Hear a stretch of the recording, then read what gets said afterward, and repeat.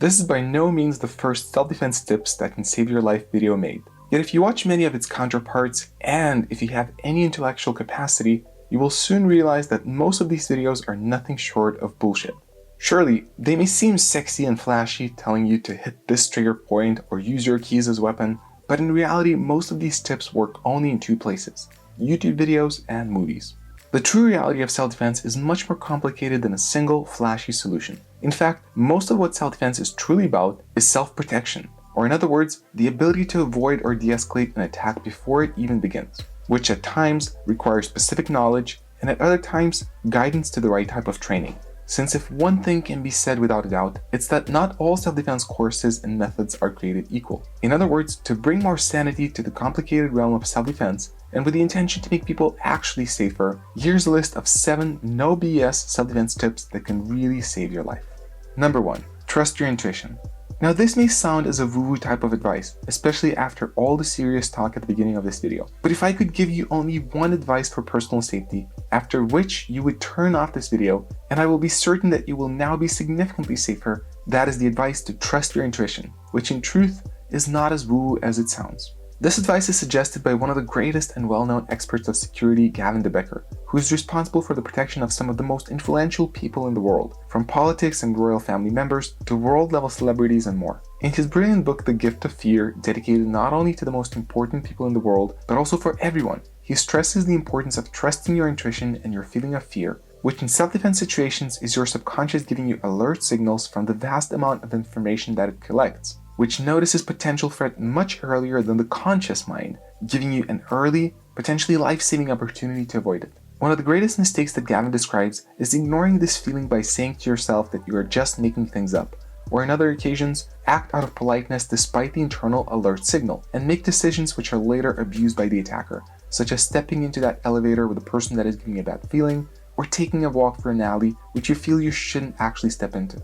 As mystical as this sounds, in his book, Gavin gives many great examples of real-life situations where people ignore this internal alert sign and experience some of the most horrible events in their lives as a result, while also presenting cases where this intuition was listened to, what actually saved the lives of these people. If you want to become much safer in your life, trust me, this is the first advice to take to heart when talking about self-defense. Number 2. Don't provoke or engage in an avoidable conflict willingly. Many of us are driven by emotions. In the heat of the moment, it is easy to shout an angry word toward a rude stranger or to get into a push and shove situation after being insulted by someone. Even if you feel safe and certain about your ability to defend yourself, engaging in a conflict willingly or provoking it when you could in fact avoid it is never worth it, no matter how great of an idea it seems like at the moment. If someone insults you or provokes you, be smarter than that and do not engage. While it may hurt your ego a little bit, it may also prevent a situation which could lead to terrible outcomes. Number 3. Do not go into a secondary location. As Tony Blauer, the founder of one of the best-known self-defense systems, Spear, says, an attacker wants 3 things: your possessions, your body, or your life. While a common suggestion when you are threatened to give your valuables up is to actually give it away, since they can be later brought back, while not giving them may lead to great risks or even being injured or killed, in many occasions an attacker may first want to lead you to a secondary location, in other words, a place where there will be less witnesses. Yet statistically, good things almost never happen there. If you're asked to give your valuables on the spot, consider the option of simply doing it if it may save your life. But if you're asked to go to a secondary location such as entering a car, stepping into a corridor, or anything else, remember, this may be the time to take action. Number 4. 3 things an attacker doesn't want.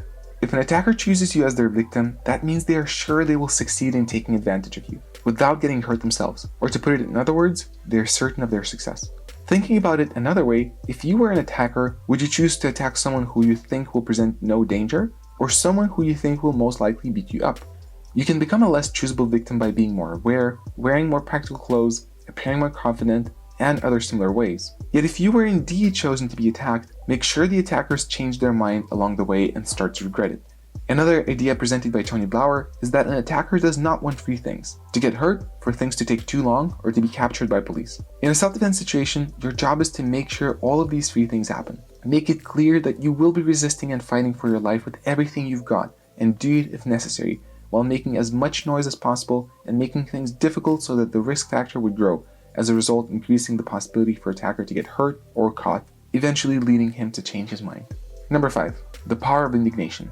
To present yet another idea from Tony Blauer, one of the greatest powers in a self-defense situation is the power of indignation. For some reason, most people, if attacked, blame themselves for it happening or don't feel like it's worth fighting, which leads to no resistance and actually makes the job of an attacker that much easier. You may hope that if you stay timid and don't put up a fight that maybe it will all just go away, but too many times it doesn't. If the risk only involves your valuables, of course, don't take the risk by fighting then. But if your actual life is potentially in danger, it is a whole different story altogether. Remember that you are not the only person that the situation impacts. If you will get significantly hurt or die, your family members will experience a great amount of pain.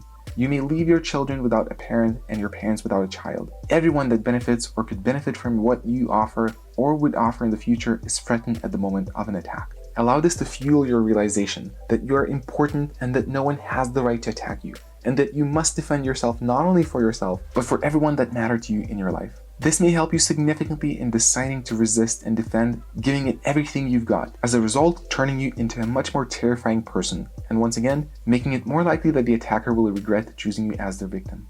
Number 6. Improvised weapons. Your physical capacity is not the end of your arsenal. Being a smaller person may discourage you from defending, but in actuality you have many more options to use in self-defense to create leverage than you think. After you tap into the power of indignation, use everything possible to hurt and escape the attacker. Bite, punch, scream, claw with your nails, grab a rock or a brick from the ground, your mobile phone as bayonet, a chair. Anything can be your weapon, and the more means you use to create an advantage, the better. And when you use everything which is at your disposal, at the first chance to escape, make sure you do it. Number 7. Learn an effective combat sport.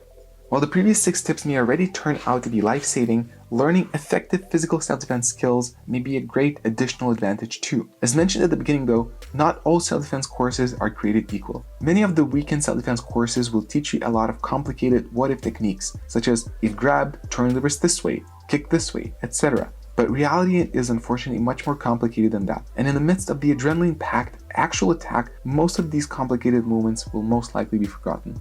That is why I personally recommend training for at least a few months in effective combat sports such as boxing, Muay Thai, wrestling, mixed martial arts, Brazilian Jiu-Jitsu, and other similar practices, where you will constantly deal with actual resistance and opponents who will be trying to attack and dominate you. To put it more simply, if you will learn to stand your own against a trained fighter, life will be much easier when you will be attacked by someone who doesn't know how to fight at all.